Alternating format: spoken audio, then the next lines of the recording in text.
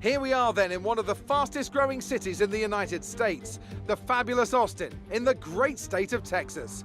The circuit itself 14 miles southeast of the city centre and home to the US Grand Prix since 2012. The latest in a long list of iconic tracks to have that honour. We have 10 turns to the left and 10 to the right here at the fantastic Circuit of the Americas. Overtaking opportunities into turn 1 and 12 at this anti-clockwise 3.6 mile track. And we should see average lap speeds of around 126 miles per hour.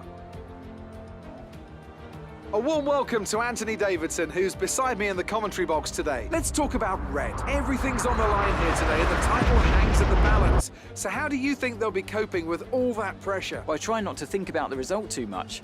The worst thing you can do in this situation is think about all the what-ifs. What if I get hit going into turn 1? What if I get a penalty? What if I finish outside the points? If you let any of those kind of worries get to you, you can't focus on the job. So staying in the right mindset will be critical today.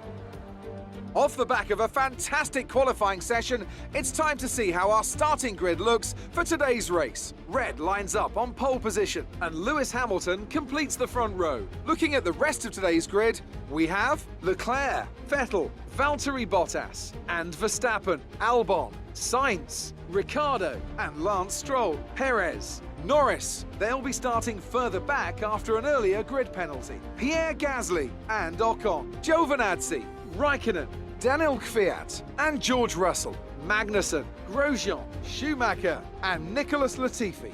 It's almost time for the lights to go out, so let's head down to the track and get this Grand Prix underway.